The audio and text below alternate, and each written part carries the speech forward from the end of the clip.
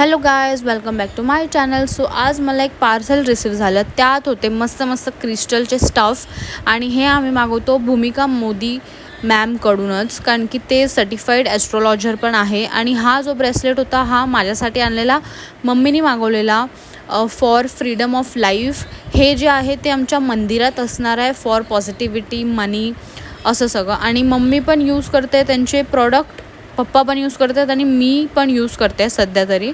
आणि ते म्हणजे खूप बेनिफिट्स पण देते आम्हाला आणि एक्सपिरियन्स आम्ही घेतो आहे त्याचा, म्हणून आम्हाला माहिती आहे, म्हणून मी तुमच्यासोबत शेअर करते आहे.